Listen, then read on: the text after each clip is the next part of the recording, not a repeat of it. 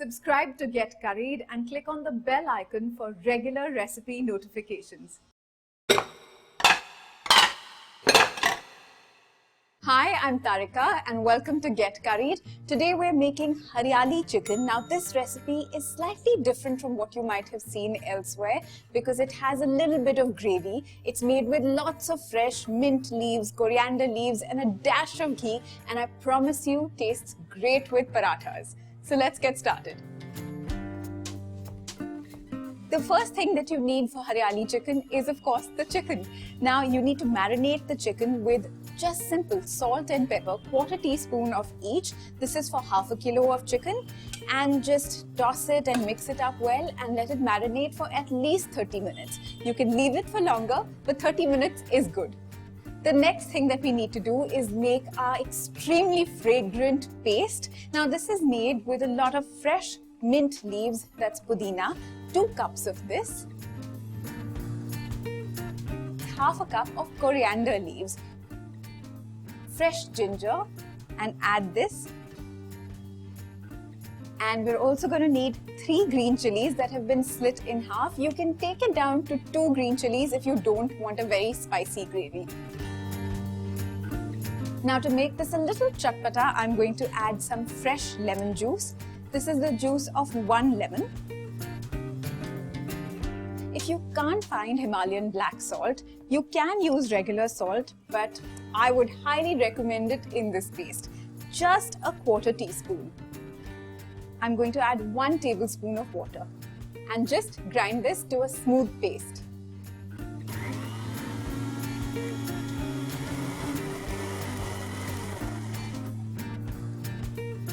Now I can already tell that it's smelling great, and it is. If only you could smell how wonderful it is and fragrant, and I can smell the spices, and it's a beautiful bright green.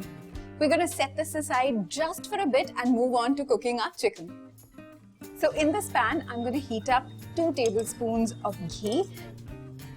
Now, as soon as the ghee warms up slightly, we're going to add the chicken, but you want this to brown slightly and only on one side. We're not going to cook it through right now. So add the chicken in batches. I love the sound of that sizzle. That's it. I'm just going to take this out and put it aside for now. And this is cooked just on one side. Don't worry, we will cook this through completely, but right now we're just looking for the juices from the chicken to come into the ghee. And now's the time to start adding all our masalas. I'm going to add a bay leaf, 1 Kashmiri Red Chilli. Make sure I get all the seeds as well. And to this, I'm going to add about 5 cloves and the seeds of 4 Green Cardamom pods, 1 teaspoon of cumin seeds or jeera, and a tiny pinch of asafoetida or hing.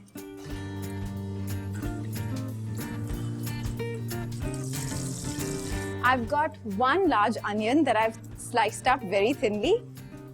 I'm going to add that to the pan.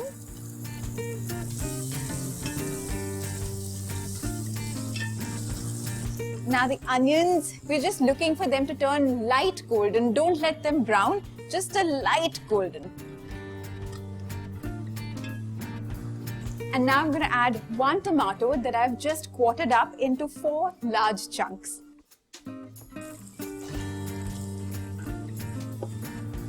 Now ideally we should have added the cinnamon sticks or the dalchini earlier on, but we can just go ahead and add them now.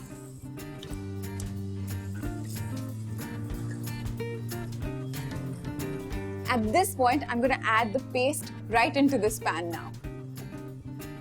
Now cook this paste with the masalas and the onion and the tomato, but just a little bit. While I'm getting a sauna here, this is smelling wonderful, and it's time to add the chicken back into the pan.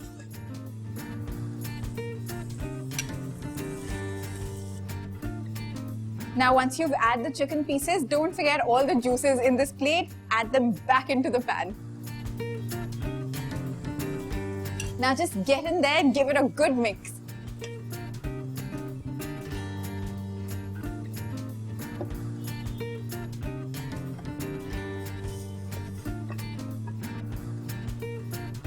Now, while the chicken is cooking, we're going to pick up all the little paste that's left in our little mixer jar. So I'm going to add a 1/4 cup of water and a 1/4 cup of yogurt and just blitz this together.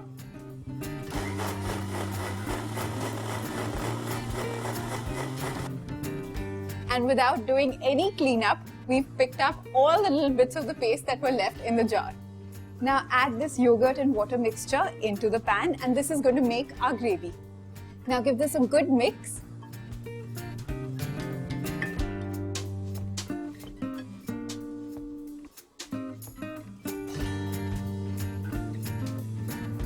Bring it to a slight simmer. Then cover the pan and let this cook through. Now, if you're wondering why I haven't added any salt right now, we're going to add it right in the end when the whole gravy is cooked. And that looks done. The gravy is nice and thick. The chicken is cooked through. The tomatoes are pulpy. They've broken down. Now that this is cooked through, it's time to switch it off and add the salt. I'm going to add 1/2 teaspoon of salt, but this is a slightly heaped 1/2 teaspoon of salt. And then we'll do what we always do, mix it through.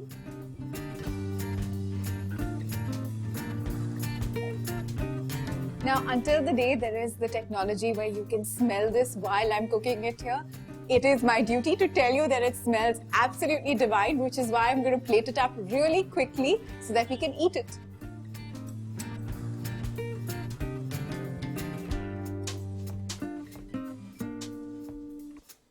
I promised you a Hariyali chicken with a little bit of gravy, and here it is. Now, if you like this recipe, please, of course, like the video, share it with your friends, comment below because you know I read everything, and of course, subscribe to Get Curried for more such recipes.